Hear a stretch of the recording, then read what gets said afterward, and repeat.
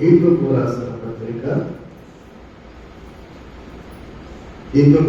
పత్రిక 1వ అధ్యాయం 15-16 వచనాలు చదువుకున్నాం.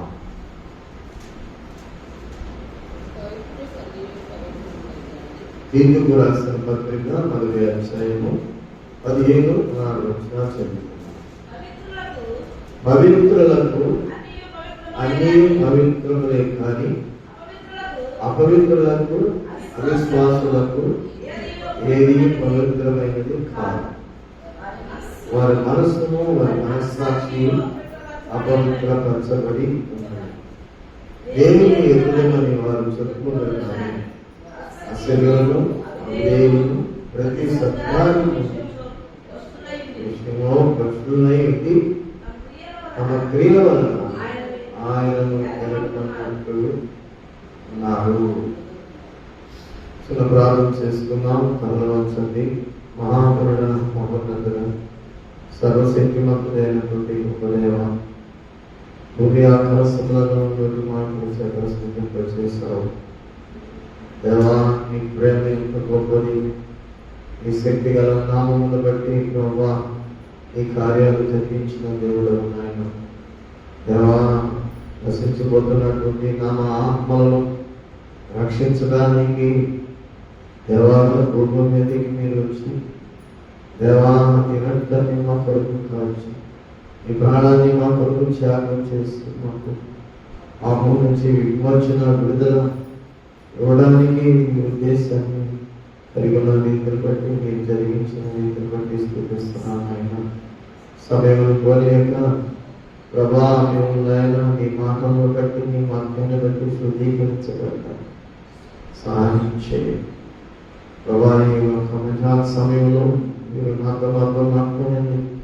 మీ వాక్కుల ద్వారా మమ్మల్ని బలపరచండి, నెలకొల్పండి ప్రభా. బలహీనమైన దానిని బట్టి కాక నేను బలవంతులమై జీవించడంలో మమ్మల్ని అందరినీ కొరకు చేయమని మీరు వారికి వినబుద్ధి మాట్లాడడానికి సేకరించి బలం నుంచి మీరే మాట్లాడతారు.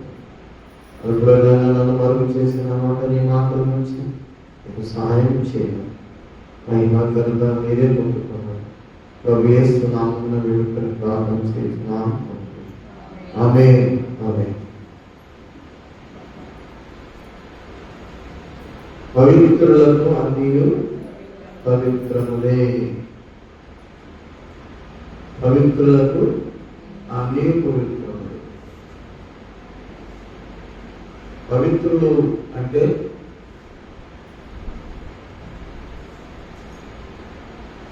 శుద్ధిగా అంటే దేవుని వాక్య ప్రకారంగా పవిత్రపరచబడిన వారు. పవిత్రత ఎలాగ పవిత్రపరచబడతాం? యేసుక్రీస్తు ప్రభు యొక్క రక్తము ప్రతి పాపం నుండి మనల్ని కడిగి పవిత్రులుగా చేయను అంటారు. అంటే వాక్యమే మనం ఆరాధన చేస్తున్నాం. ఎవరు పవిత్రులు కాదు. యేసుక్రీస్తు ప్రభు రక్తంలో పవిత్రపరచబడాలి అంటే కడగబడిన వ్యక్తులు పవిత్రులు అవుతారు అని అర్థం చేసుకోగలుగుతున్నాం. కనుక అట్టి పవిత్రులకు అన్ని పవిత్రములే అంటారు. అంటే అన్ని పవిత్రమైన తర్వాత అన్ని పవిత్రం అంటే ఎలాగా అవగాహన చేసుకోవాలి, అర్థం చేసుకోవాలి. మనల్ని ప్రేమించిన పవిత్రమే, మనల్ని ద్వేషించిన పవిత్రం, మనల్ని పొగిడిన పవిత్రమే, మనల్ని నిందించిన పవిత్రమే. ఆ వ్యక్తి రావాలి. ఆ అనుభవానికి మనం ఎప్పుడు రాగలుగుతాం అంటే క్రీస్తు యేసుకు కలిగినటువంటి మనస్సును మీరును కలిగి ఉన్నది అని రాయబడింది వాక్యం. పౌలు గారు ఆ మాట చెప్తారు. కనుక దేవుడు పరిశుద్ధుడు, దేవుడు ప్రేమ ఉన్నాడు. ప్రేమను అభివృద్ధి చేసుకోవడానికి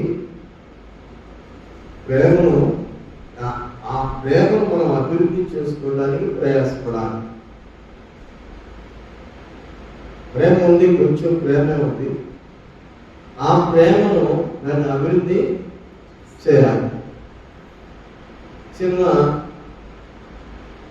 కొంచెం ధనం ఉన్నట్లయితే ఆ ధనాన్ని అభివృద్ధి చేసుకోవడానికి భౌతికంగా ప్రయాసపడుతున్నాం. ఆధ్యాత్మికంగా మనము ఏదో కొంచెము మనకు దొరికింది, ఆ దొరికినటువంటి దాన్ని బట్టి మనము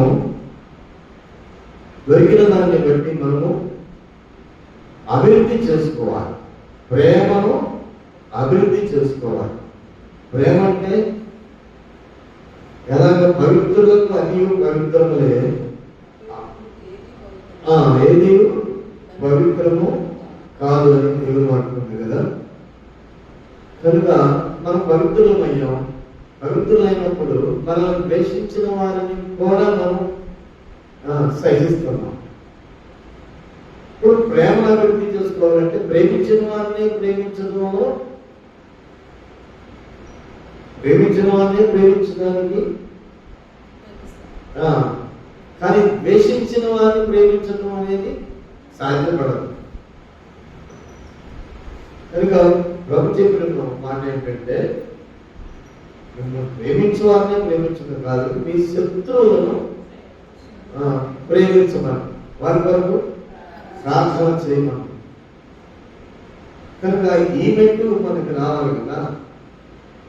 పవిత్రులకు అన్నీ పవిత్రమే.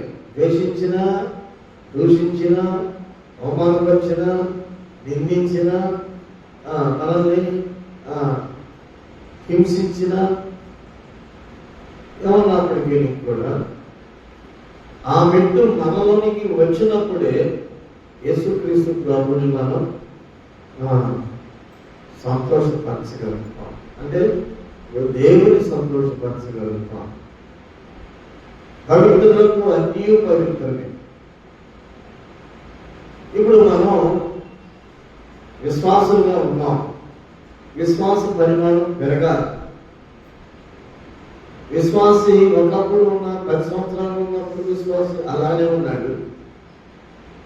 ఇప్పుడు 10 సంవత్సరాలు గతించిన విశ్వాసి అలాగనే ఉన్నాడు. అభివృద్ధి ఏముంది? విశ్వాసంలో అభివృద్ధి ఉందా? భౌతికమైన శరీర అభివృద్ధి ఉందా? లేకపోతే ఇంకా విద్యా అభివృద్ధి ఉందా? అందులో ఏ అభివృద్ధి జరుగుతుంది? విశ్వాస అభివృద్ధి జరిగినప్పుడు జరగాలంటే మనకున్నవి లేనట్టుగానే మనం ఉండాలి. ఉన్నవి లేనట్టుగానే ఉండాలి. వాక్యం కూడా చెప్తుంది కదా, ఉన్నవి లేనట్టుగానే ఉన్నప్పుడే మనం విశ్వాసాన్ని ప్రయోగిస్తాం. అది చిన్న పరిధుల్లో కానీ పెద్ద పరిధుల్లో కానీ ఏదైనా కానీ విశ్వాసం ద్వారా సాధ్యపరచుకోవాలి. విశ్వాస అభివృద్ధి. విశ్వాసం లేకుండా అభివృద్ధి ఎక్కడ? అన్ని లేకుండా ఉంటేనే కదా మన విశ్వాసము అభివృద్ధిలోనికి రాగలిగేది. దేవునికి మనం మొరపెట్టుకోగలుగుతాం. అంటే లేనివారిగా ఉండాలి. లేనివారిగా ఉండాలంటే ఉన్నత స్థితి నుంచి లేని స్థితికి రావాలంటే ఇష్టపడతామా? లేని స్థితిలో నుంచి ఉన్నత స్థితికి వెళ్ళడానికే ప్రతి మనిషి కూడా ఇష్టపడతాం. అయితే భక్తి కలిగినటువంటి వ్యక్తులుగా ఉన్నటువంటి మనము విశ్వాస జీవితంలో లేమిలో నుంచి అభివృద్ధి చెంది ఉన్నత స్థితికి వెళ్ళడానికి ప్రయాసపడాలి. మరి ఆర్థికంగా చూస్తే భౌతికమైనటువంటి రీతిలో ఉన్నత స్థితిలో నుంచి లేని స్థితికి రావాలి. అందుకనే మొదటివాడు కనబడివాడు, కనబడివాడు మొదటివాడు అంటాడు. తను హెచ్చించుకున్నవాడు తగ్గించబడుతూ, తగ్గించుకున్నవాడు హెచ్చించబడుతూ దేవుడు మాట. కనుక ఇక్కడ ప్రభు చెప్పే మాట కూడా ఏంటంటే పవిత్రులు అనే దానికి మనం పవిత్రులు కావాలి. ప్రభుని వెంబడించడంలో శిష్యులైనటువంటి వారు సమస్తాన్ని విడిచిపెట్టేశారంటే వారికి ఉన్నటువంటి ఆ వృత్తులు కానీ ఆ రిలేషన్స్ ఇంటి విధానాలు కానీ విడిచిపెట్టేసి ప్రభుని వెంబడిస్తున్నప్పుడు వారిలో అభివృద్ధి జరగవలసింది ప్రభునందు విశ్వాసం. ఇప్పుడు 18వ అధ్యాయం మత్తయి సువార్త 18వ అధ్యాయంలో రాయబడిన మాటలు చూద్దామండి.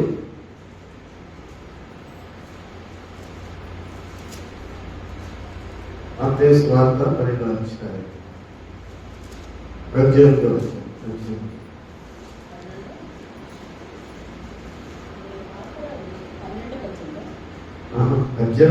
మొదటి చూడండి. ఆ కాలమున శిష్యులు యేసు యొద్దకు వచ్చి పరలోక రాజ్యంలో ఎవడు గొప్పవాడని అడగగా, చూడండి అక్కడ వాళ్ళకి ఏం ఆలోచన వచ్చింది? భూమి మీద ఎవరు గొప్పవాళ్ళంటే ఏం చెప్తా ఉంది? ధనవంతుడైంది నీ పేదవాడిని అంటే సమాజంలో ఎవరికి నీకు అంత ధనం ఉంది, నువ్వు పేదవాడని ఏమన్నట్టవయ్యా అని అంటారా లేదు?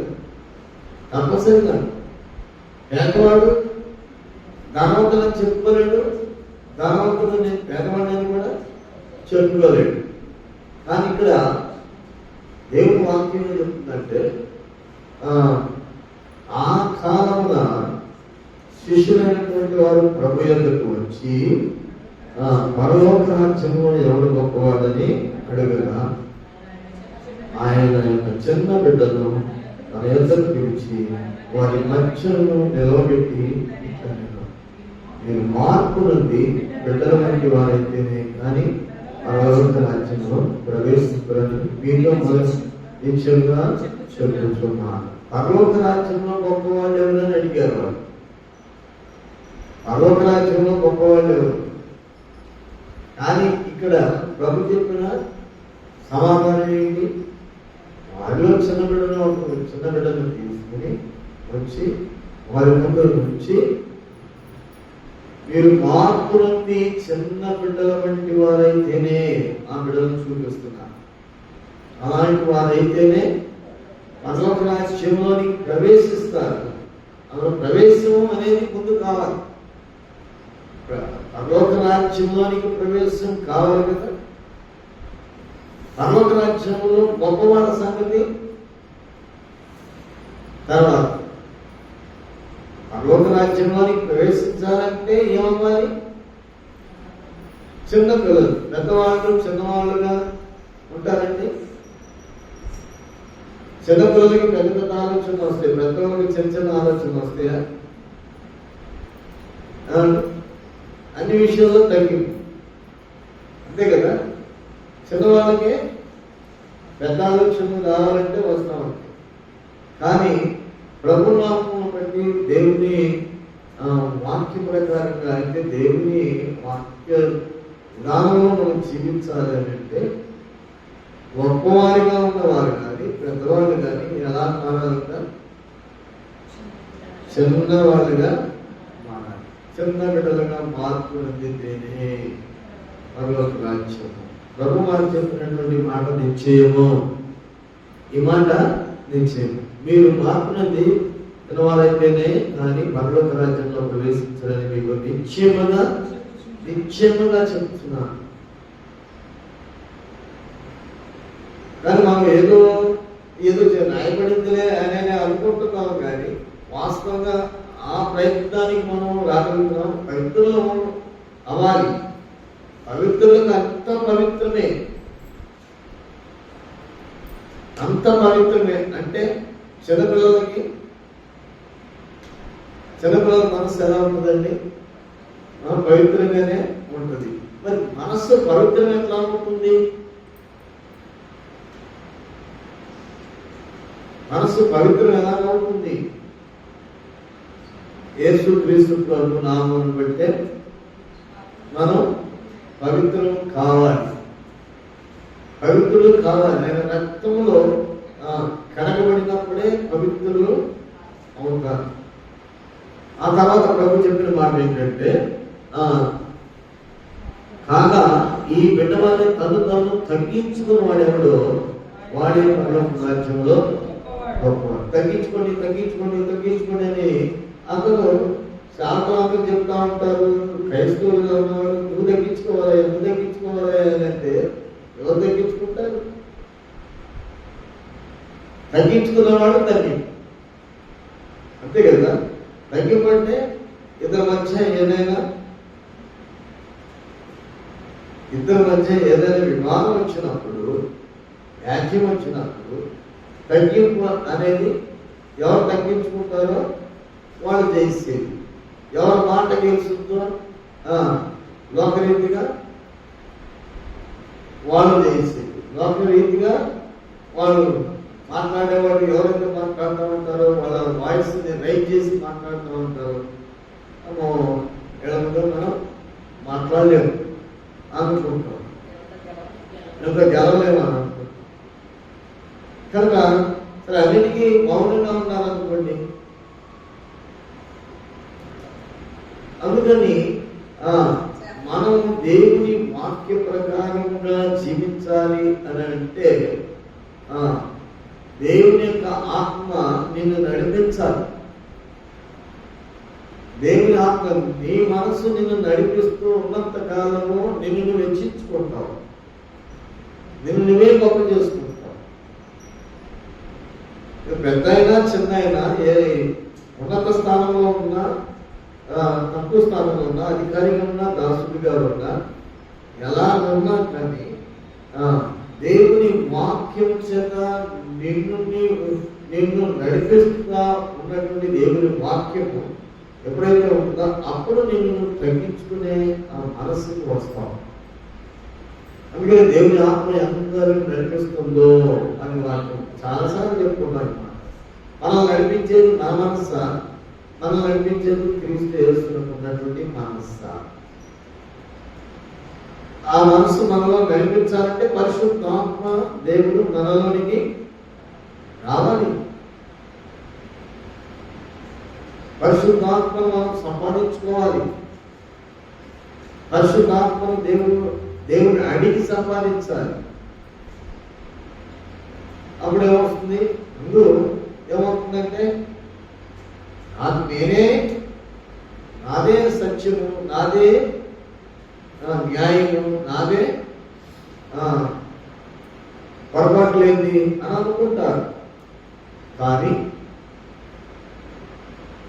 సర్వసత్యంలోకి వెళ్ళినటువంటి వ్యక్తి, పరిశుద్ధ ఆత్మచేత నడిపించబడుతున్నటువంటి వ్యక్తికి అది నా దోషమే,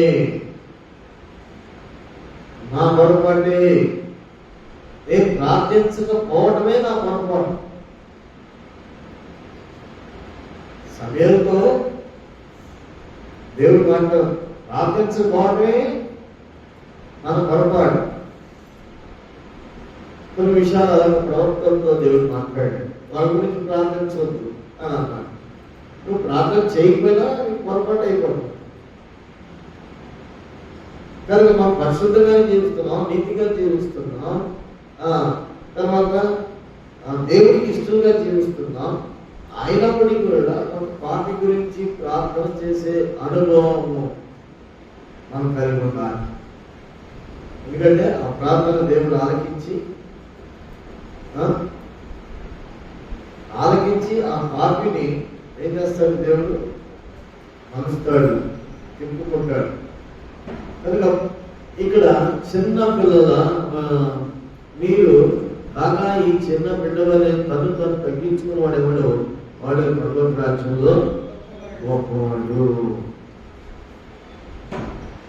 పరలోక రాజ్యం తను తగ్గించుకోవడం, ప్రతి విషయంలో తను తగ్గించుకోవడం. ఎవరు నేర్చుకుంటున్నారని ఈ మాట చాలాసార్లు మనం ప్రార్థనకు వస్తూ ఉంటాం. క్రైస్తవంలో దేవుని వాక్యమే ఇలా చెబుతుంది కదా, తగ్గింపు. మార్పు చెందడంలో చిన్నబిడ్డగా మారాలంట, చిన్నబిడ్డగా తగ్గించుకోవాలి. పరలోక రాజ్యాన్ని చేరాలంటే చిన్నబిడ్డగా మారాలి. తర్వాత పరలోక రాజ్యంలోని గొప్పవాడు కావాలంటే చిన్న బిడ్డ వల్లే తన తను తగ్గించుకోవాలి. ఒకసారి మనం అభ్యాసంలో పెడతాం ఈ విషయాలు. అభ్యాసంలో పెడితే ఎలా మనం జీవిస్తున్నాం మనకు అర్థం కావాలి. మన జీవితం మనకు అర్థం కావాలి. మన భక్తి మనకు అర్థం కావాలి. మనం నడుస్తున్న విధానం మనకు అర్థం కావాలి. మనం వినట వాక్యమే కాదు, దేవుని వాక్యం చదువుకోవడమే కాదు, దేవుని సన్నిధికి వస్తున్నాం పోతున్నాం అనుకోవడమే కాదు, కానీ మనం ఏమవ్వాలి చెప్పండి. తగ్గింపు జీవితము పవిత్రులకు అన్ని పవిత్రములే, అపవిత్రులకు ఏది పవిత్రము కాదు. పవిత్రం అనుకుంటే చెప్పండి, పవిత్రము ఇది పవిత్రమే అనుకుంటే నోరు తెలుస్తావా? కానీ ఇక్కడ రాయబడిన మాట పవిత్రులకు అన్ని పవిత్రులే కానీ అపవిత్రులకు అవిశ్వాసులకు ఏది పవిత్రమైనది కాదు. మంచి చేసిన అపవిత్రులైనటువంటి వారికి మంచి చేసిన చెప్పండి చెడే. ఎందుకు చేస్తున్నాడు మంచి? దీనంకల ఏముంది? నా మనసు ఎలా ఉంది అనుకుంటారు కదా. ఏమండి, మంచి చేసినా కానీ చెడు అభిప్రాయంతో ఆలోచించే వాళ్ళు లేరా? చివరికంతా మంచి కానీ చెడు వారికి ఏది మంచిది కాదు. చెడిపోయినటువంటి మనస్సు కలిగిన వారికి మంచి చేసిన చెడే భావిస్తాడు, చెడు చేసిన చెడే. అంతేగా? అయితే ఇప్పుడు మనం ఎలా ఏ మంచిలోనికి రావాలి? మనకున్న మంచితనమా లేకపోతే దేవుడు మనకి ఇచ్చే మంచితనం? దేవుడు ఇచ్చే మంచితనాన్ని మనం సంపాదించుకోవాలి. మన మంచితనం ఇక్కడ కొట్టివేయబడుతుంది. మన మంచితనం ఎలా కనపడుతుంది? మన మంచితనం ఎలా కనపడుతుంది? అది కొట్టివేయబడుతుంది. అపవిత్రులకు ఏంటంట? అపవిత్రులకు అవిశ్వాసులకు ఏది పవిత్రం కాదు. అవిశ్వాసులకు అపవిత్రులకు అంటే విశ్వాసం లేదు, పవిత్రత లేదు, రెండూ లేదు. ఏది పవిత్రత? ఏం చేసినా కానీ వాళ్ళకి పవిత్రంగా ఏదో ఏదో అనుకుంటారు. వాళ్ళ మనస్సాక్షి ఏమైపోయినది? వాళ్ళ మనస్సాక్షి ఏమైపోయింది? వార్త వేయబడిన మనసు అపవిత్రపరచబడి ఉన్నది కనుక వారి మనస్సాక్షి అపవిత్రపరచబడి ఉన్నది. వర్షం వచ్చినా కానీ వర్షం లాంటి ఏదొచ్చినా వాతావరణం ఏదొచ్చినా కానీ ఈ చేతిలో గొడుగున్నప్పుడు తడవలే అనుకుంటాం కదా. మనకేదో రైన్ కోట్లు ఇలాంటివి ఉన్నప్పుడు తడవలే అనే ధైర్యం ఉంటుంది కదా. అలాగే మనం దేవుడిని మనం కలిగి ఉన్నప్పుడు వాతావరణం ఎలా ఉన్నా, పరిస్థితులు ఎలా ఉన్నప్పటికీ కూడా మనం ధైర్యంగా నిలవగలుగుతాం. సమాజం అంతా కూడా నేను ఏం చేస్తుంది? సమాజం నిన్ను ద్వేషించినా, దూషించినా, అవమానపరిచినా, నిందించినా దానికి మనం కృంగిపోం. అదే మనం పర్వాలేదు, నేను బాగానే ఉన్నాను, ప్రభు తెలుసుకున్నాను అని అనుకుని నిన్ను పరీక్ష చేయాలని ఎవరైనా కారణం లేకుండా నిన్ను కారణం ఉండేనా కారణం లేకుండా మాట్లాడినప్పుడు ఏం చేస్తాం మనం? చెప్పండి అమ్మా, ఎలా చేస్తాం చెప్పండి? మీరు ఎవరైనా చెప్తారా? కారణం లేకుండా మిమ్మల్ని మాట్లాడారు అనుకోండి, కారణం లేదు, మాట్లాడితే మౌనం ఉంటావా?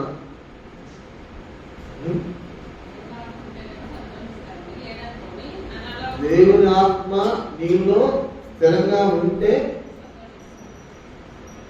అప్పుడప్పుడు దేవుని ఆత్మ వెళ్ళిపోయి దురాత్మ వస్తా ఉంటుంది కొన్నిసార్లు. దేవునాత్మ ఉన్నంతసేపు ఏమో దేవునాత్మ వెళ్ళిపోయి దురాత్మ వచ్చింది. దేవుడికి సౌలుకి దేవునాత్మ వెళ్ళిపోయి దురాత్మ వచ్చిందా లేదా? దురాత్మ వచ్చినప్పుడు ఏం చేస్తున్నాడు? దావీదుని తరుగుతున్నాడు. దేవునాత్మ ఉన్నప్పుడు నాయన కుమారుడా అని అంటున్నాడు. కానీ అప్పుడప్పుడు మనకి దేవుని వచ్చినప్పుడు 3 సార్లు దేవునాత్మ ఉంటుంది, తర్వాత దేవునాత్మ పోయిందో కదా. దేవునాత్మ ఎప్పుడైతే పోతుందో దురాత్మ మాత్రం అప్పుడే దురాత్మ సంబంధమైనటువంటి కనుక మనం దృష్టిలో సాంగత్యం కూడా చేయకూడదు అనుకుంటాం. ఎక్కడికి వెళ్ళాలో ఎక్కడ ఏం చేయాలో ఆ మాటలు వింటున్నప్పుడే కొన్ని ఏం చేస్తాయి? మనలోకి ప్రవేశించి మనల్ని బలహీన పరుస్తూ ఉంటాయి. వారి మనస్సాక్షి ఏమైనా అపవిత్రపరచబడి ఉంటుంది. దేవునిని ఎరుగుదను అని వారు చెప్పుకుంటారు, కానీ అసహ్యులను అవిధేయులను ప్రతి సర్కార విషయము ప్రశ్నలై ఉండి తమ క్రియల వలన ఆయనను ఎరగమన్నట్టు ఉన్నారు. మేము దేవుని వారం అని చెప్పుకుంటున్నాం కదండి. పేరు దేవుని పేరే. సంఘము క్రైస్తవ సంఘమే, పేరుకు క్రైస్తవులుగా ఉన్నాం. నేను దేవుని వారం అని చెప్పుకుంటున్నాను, కానీ వారి క్రియలను బట్టి ఎలా కనపడుతున్నారు? వారు అసహ్యులుగా ఉన్నారు, అవిధేయులుగా ఉన్నారు, ప్రతి సత్కార్య విషయంలో ప్రశ్నలే ఉన్నారు. సత్కార్య విషయంలో ప్రశ్నలే ఉన్నారు, అసహ్యులుగా ఉన్నారు, అవిధేయులుగా ఉన్నారు. వాళ్ళపై వాళ్ళు ఏం చెప్పుకుంటున్నారు? పవిత్రులను చెప్పుకుంటున్నారు. వాళ్ళకి విశ్వాసం లేదు, పవిత్రత కూడా లేదు, చెప్పుకోవడానికి మాత్రం అలా ఉంటున్నారు. కనుక ఇక్కడ రాయబడినమాట వాళ్ళు సత్కార్య విషయంలో మేము ఎరుగుతాము, మేము కలిగి ఉన్నామని చెప్పుకుంటున్నారు, కానీ వారి క్రియలు ఎలా కనబడుతున్నాయి? వారి క్రియలు ఎలా కనబడుతున్నాయి? వారిని ఎరగనన్నట్టుగా మన క్రియలు ఎలా ఉంటారండి? సరే, మనస్సు అట్లా ఉంచండి, మనస్సు హృదయాన్ని దేవుడు చూస్తాడు. మనం ఎవ్వరం కూడా క్రియలేదు. మనస్సు విషయంలో నా మనస్సు పవిత్రమైపోయింది, నేను పరిశుద్ధంగా జీవిస్తున్నానని, పరిశుద్ధమైన ఆలోచనలు నాలో ఉన్నాయని ఎవరు చెప్పలేము అని నేను అనుకుంటున్నాను. నా భక్తి విధానంలో నేను ప్రయాసపడుతున్న విధానంలో కూడా మన హృదయాలు శుభ్రం చెయ్యాలి అని అనుకుంటే మన చేత కాదేమో. మరి ఎలాగా? నేను పవిత్రుడనైపోయానని చెప్పుకోవడానికి ఎవరు చెప్పలేరేమో అనిపిస్తుంది. కానీ ఏదైనా కానీ కాళ్ళ మీద దుఃఖపడినా కానీ చేతి మీద గుండబడినా కానీ ఏం చేస్తున్నామండి మనం? శుభ్రంగా ఆ గ్రహింపుకి, ఆ మెలుపుకి రావాలి. మనం ఈ హృదయ ఆలోచనలు ఎప్పటికప్పుడు చెప్పండి. ఒకసారి నేను పొరపాటు ఒప్పుకున్నాను అనుకున్నా, మరి ఇంక లేదా? రావా ఆలోచనలో? బలహీనమైన తలంపులు ఆలోచనలు రావా? అది అలానే ఉంచుతామా? ఎప్పటికప్పుడు ఏం చేయాలి? ఎప్పటికప్పుడు కానీ అది క్రియారూపంగా మారకూడదు. అవునండి, వచ్చిన ఆలోచన క్రియారూపంగా మారకూడదు. అది మంచి ఆలోచన, చెడు ఆలోచన, యోచించగలిగే వివేచన జ్ఞానం. అంటే ఏది నీచమో ఏది ఘనమో నీవు గుర్తుపట్టగలిగినట్లయితే దేవుని నోటి వలె ఉంటావు అని దేవుని మాట. కనుక దేవుని వాక్యం నీ నోటి నుంచి బయలుపెడుతుంది. అది బైబిల్ గురించి చెబుతున్నాను. హృదయంలో చెడు దాచుకొని నోటి నుంచి మంచి మరొకవచ్చు రాదండి, రాదా? పలుకొచ్చు. కానీ నీ హృదయ స్థితి నీకు తెలుసు. నీ హృదయం పరిశోధకుడైనటువంటి దేవునికి నీ హృదయం తెలుసు. కనుక నీ హృదయాన్ని శుద్ధి చేసుకున్నట్టు అక్కడ ప్రభు చెప్పిన మాట, దేవుడు వాక్యం చెప్తున్న మాట ఏంటంటే, మాట నీ హృదయము భద్రంగా కాపాడుకో, పవిత్రపరుచుకో అనేది దేవుడు మాట. కనుక మనం హృదయం అలా సరే, హృదయ సంగతి మనకి ఎవరికి మనుషులు తెలియదు. ఇప్పుడు మనుషులకి ఎంత కనపడుతున్నారు? దేవుడికి అసహ్యంగా, దేవుడికి అవినయంగా, దేవుడికి సత్కార్యాలు చేసినట్టు కాకుండా మనుషుల దృష్టికి ఎలా కనపడుతున్నాం? మన భక్తి మనుషులకే అసహ్యంగా కనపడుతున్నారు, మనుషులకే అవినయంగా కనపడుతున్నారు, మనుషులకే సత్ప్రవర్తన లేని వారిగా కనపడుతున్నారు. ప్రభు ఏమంటున్నారంటే, మీ సత్క్రియలు ఎవరికి కనపడాలి? మీ సత్క్రియలు మనుషులకు కనపడాలి, మీ సత్ప్రవర్తన మనుషులకు కనపడాలి. ఆ సత్ప్రవర్తన చూసి పరలోకమందున్నటువంటి తండ్రి మహిమపరచబడాలి. అది ఆ పని, ఆ ప్రాక్టీస్ లోకి మనం వస్తున్నాం. సరే, హృదయ స్థితి ఎలా ఉంటున్నాం? హృదయం పాడైపోయిన సత్క్రియ చేసేవాళ్ళేరా?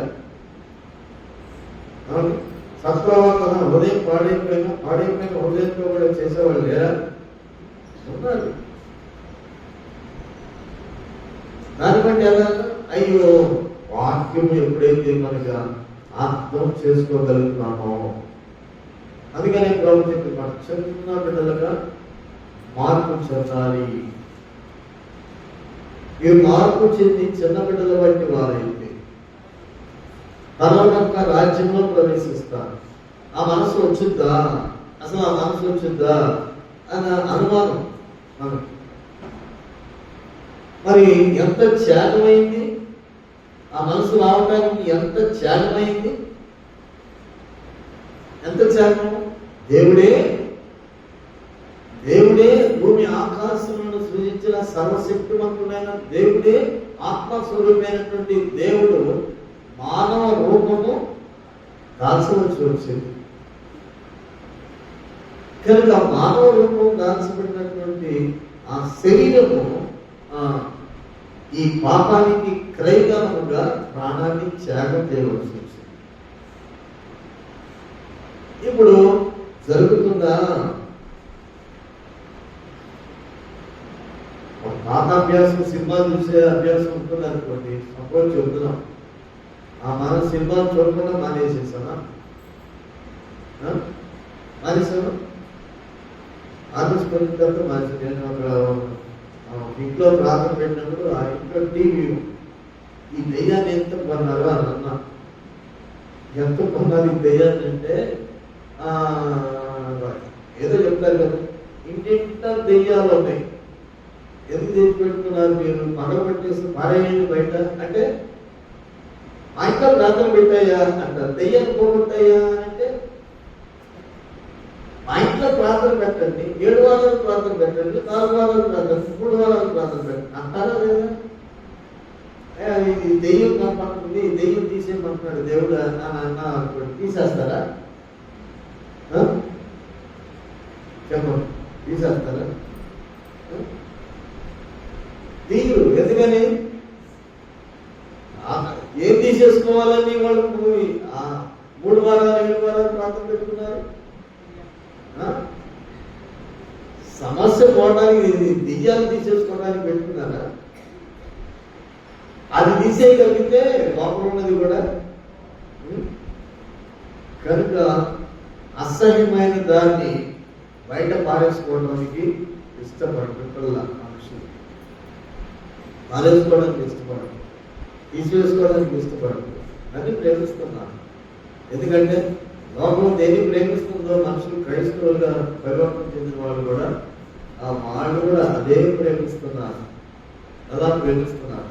కాదల్లా కావాలి, కొన్ని విషయాల్లో కొన్ని కావాలి. కానీ ప్రభువులను ఎదగాలంటే, విశ్వాసంలో నువ్వు అభివృద్ధి చెందాలంటే, ప్రేమలో అభివృద్ధి చెందాలంటే మనం ఏం చేయాలి? లేదంటే వాక్యం వినడానికి, పాటలు వినడానికి, వార్తలు వినడానికి అని చెప్పుకుంటాం కదండి. మనం చెప్పుకుంటామా? అలాగా అలా చెప్పుకుంటూ ఉంటాం, కానీ మన మనస్సు అపవిత్రము అయిపోతుంది.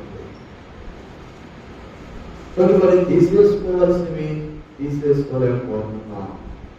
మనుషులు కనబడేటట్టుగా ఎంత కనబడుతున్నామయ్యా? కనబడేవే భయంకరంగా ఉన్నప్పుడు కనబడని మీకు ఎలా ఉన్నాయి? ఆ కనబడని నా హృదయం బాగానే ఉందండి, నా నోటి మాట అట్లా ఉంది అంటానా? అలాగంటే ఏమనుకుంటాం? హృదయం నిండి ఉన్న దాన్ని బట్టి నోరు మాట్లాడుతుంది అని రాయబెట్టు. హృదయంలో ఏముంది? ఏదుందో అదే మనలో చచ్చిపోవాల్సింది చచ్చిపోవట్లా, నిద్రపోతున్నాయి. సమయం వచ్చినప్పుడు చెప్పండి, చచ్చిపోవాల్సింది చచ్చిపోవట్లా, నిద్రపోతున్నాయి. అవి సందర్భం వచ్చినప్పుడు లేపుతున్నాయి. వెలుకొని ఏం చేస్తున్నాయి? అవి పని చేస్తున్నాయి, లోపల ఉన్నాయి. కనుక పూర్తిగా చచ్చిపోతే మెలుకొల్పండి. పాపం చచ్చిపోయిందని మెలుకొల్పండి.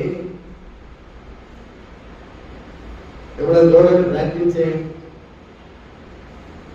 అమ్మా పాపం చచ్చిపోయింది అనుకోండి, దాన్ని మెలుకొల్పండి. ప్రాణం పోయిందని వస్తావా? వేయగలవా? చచ్చిపోయిందండి ఏమ్మా సమాధానం, ప్రాణం వస్తావా? ఏమండి ఏమ్మా చెప్పండి. బ్రతకదు కదా.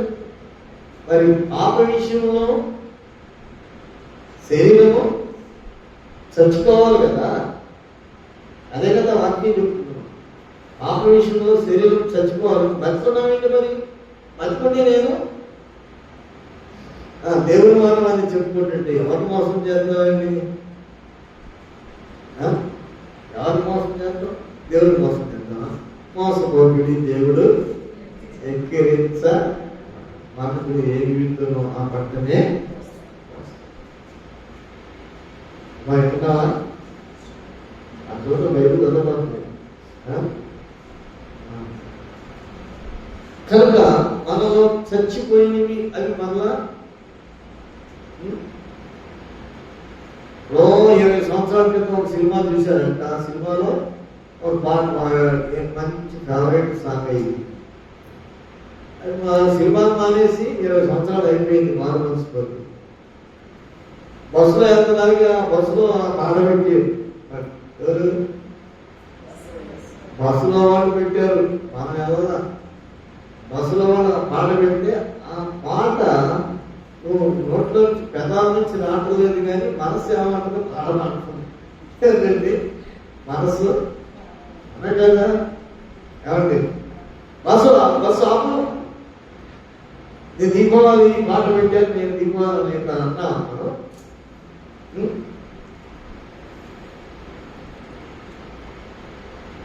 ఎన్నో ఉన్నాయి, కానీ జరుగుద్దా? మరి లోకంలో ఉన్నదంతా కూడా అదే కదా, విడిచిపెట్టిందే మళ్ళీ కనపడుతుంది కదా. దాని మీద జయం కోసం ప్రార్థించారు నిజమైన క్రైస్తవులు. మనస్సు కూడా సినిమా గురించి 20 సంవత్సరాల గురించి చూసిన సినిమా చెప్పండి, మీరు చెప్పేవాళ్ళు ఉంటారు. నేను వాక్యం చెప్పింది, నేను వాక్యం చెప్పంటే ఏంటో మరి పొద్దున వాక్యం చెప్పమంటారు. 20 సంవత్సరాల క్రితం చూసిన సినిమా ఒకసారి సార్ చెప్పండి. ఒక్కసారి చూసింది ఎంత జ్ఞాపకం ఉంటుంది? ఏంటి అంత జ్ఞాపక శక్తి, దానికి అంత మెమరీ లోపల ఉండటం ఏంటి? మరి వాక్యము ఇంత తేటగా పవిత్రమైంది కదా. వాక్యము నేను పవిత్రపరిచేది కదా, శుద్ధి చేసేది కదా. వాక్యము నేను పవిత్రునిగా చేసేది, పరలోకానికి తీసుకెళ్ళేది. వాక్యానికి అంత ప్రాధాన్యత లేదు ఏమిటి హృదయంలో? ఎంత ప్రయాసపడాలంటే ఒక మానవుని యొక్క ఆ, ఆత్మ ఎంత విలువైందో మనకు అర్థం కాక మనకి ఇష్టానుసారంగా బయట చేసుకుంటున్నాం. కానీ ఎంత విలువైందో అది మనం గ్రహించగలిగినట్లయితే ప్రయాసపడతాం. మన ఆత్మ కోసం మనం దేవుడి సభలో అంగలారుస్తాం. ఆలోచన తీసుకుపోయినాయి. సో చాలా మంది మనం అట్లానే ఉంటాం, చాలా మంది అలాంటినే ఉంటాం. దాని నుంచి సంపూర్ణమైనటువంటి విడుదల పొందడానికి ఏమిటైనా ఏంటంటే కన్నీటి పరిశుద్ధాత్మ నివాసం మన హృదయంలో జరిగినప్పుడు పాపం చచ్చిపోయినట్టు మనకి చచ్చిపోయింది ప్రార్థన. చచ్చిపోయిన పక్కనే చిన్న పిల్లవాడు వెళ్ళి కూడా తల తీసుకొని చిన్న పిల్లవాడు కొట్టాడు అనుకోండి, చచ్చిపోయింది కుక్క, చచ్చిపోయిన సింహాన్ని కదిలించిన కదులుదా ఎలా చచ్చిపోయింది. అని మనలో ఏం చచ్చిపోయింది, ఏం బ్రతుకున్నాయి, ఏం చచ్చిపోయి ఉన్నాయి, ఏం బ్రతుకున్నాయి. పొదువైన వాటిని ఏం చేయాలంట, జాగరూకుడు పొదువైన వాటిని చంపమని దేవుడు వాక్యం. కనుక మనలో ఏది చనిపోయిందో, ఏది బ్రతుకుందో అది మనకి మనం గుర్తుపట్టగలగాలి. అప్పుడు దానికోసం మనం ఏం చేయాలి, ప్రార్థన చేసి దేవుని శక్తి చేత ఆ కొడువై ఉన్నాయి, మిగిలిన్నాయి, చచ్చిపోవాలి ప్రభావాన్ని మనం దేవుని సన్నిధిలో ప్రార్థన చేస్తే అప్పుడు అవి ఏమండి చచ్చిపోతే ఉందా, అది లోపల ఉందా, అది కనబడుద్దా, ఇంకా కనబడుద్దా, చనిపోయింది కనబడుద్దా, మరి కనబడుతుందని చెప్పు చచ్చి పోలేదు అని అర్థం. మరి అప్పుడు పర్లోకానికి వెళ్తామా? మరి పేరు పెట్టుకున్నాం కదా, పేరు పెట్టుకున్నాం. అలాగా జీవితానికి కోసం ప్రయాసపడాలి.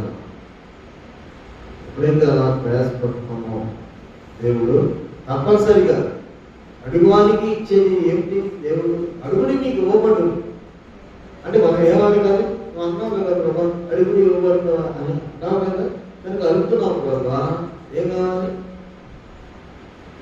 భౌతిక సంబంధమైనవి మనం అడుగుకుంటున్నాం. అది కావాలి ప్రభా, ఇది కావాలి ప్రభా, ఇది కావాలి, మా కోసం రాదంటే మా కోసం రాదు, ఇదే అడుగుతున్నాం. మంచిదే, నీకు ఏం కావాలో ఆయన దేవుడు ఇస్తాడంట. నీకు ఏం కావాలో అని దేవుడు ఇస్తాడు. కానీ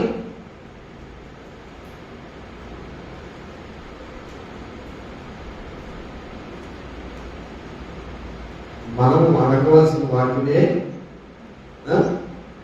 చెప్పండి ప్రభా, ఈ బలహీనమైనటువంటిది నాలో ప్రతిగా ఉన్నది, ఆ బలహీనమైన దాన్ని మీ శక్తి చేత చంపండి అని అనుకుంటే అప్పుడు ఏమవుతుంది, ఎవరైనా సరే, నేనైనా సరే, నువ్వైనా సరే, నేనైనా సరే, వీటి మీద కొన్ని చేయాలి లేవు. మనం ఆ చేయం కోసం పవిత్రుల పని పవిత్రులపై అప్పుడు పవిత్రుడైతే ఆ వ్యక్తిని మనం కదిలించినా కదలడు, బెదిరించినా చెప్పండి ఏంటి అనరాని మాటలన్నా ఆ మనిషి చదువుతాడా ఏమా, చదువుతాడా కాదా, ఎందుకని ఏమైపోయింది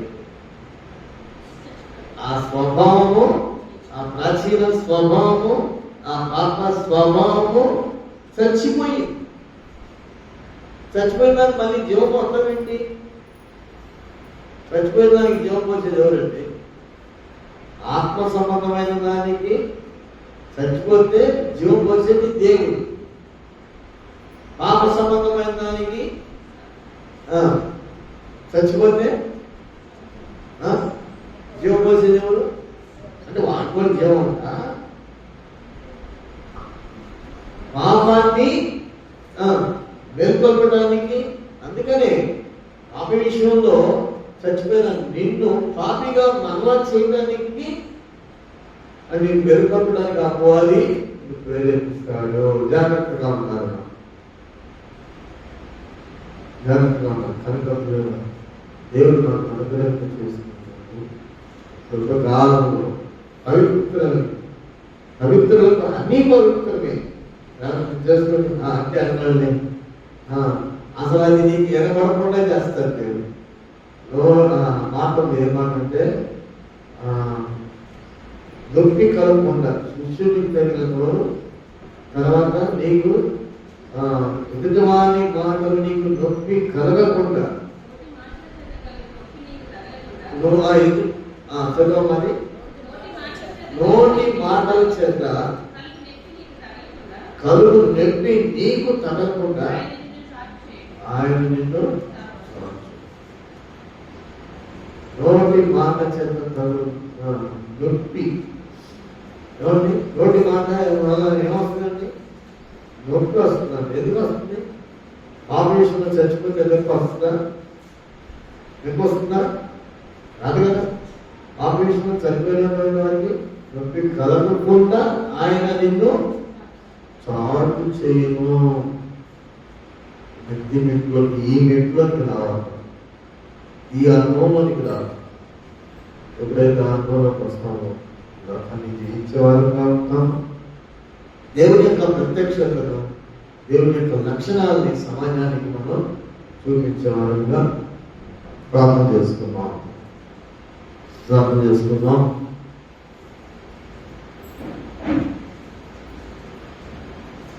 పవిత్రులకు అన్ని పవిత్రములే, అపవిత్రులకు ఏది పవిత్రం కాదని దేవుని వాక్యాన్ని విన్నాం. వారి మనస్సు మనస్సాక్షి కూడా చెరిపివేయబడి ఉన్నది. వారి క్రియలు బట్టి దేవుని ఎరగనంతగా వారు కనబడుతున్నారట.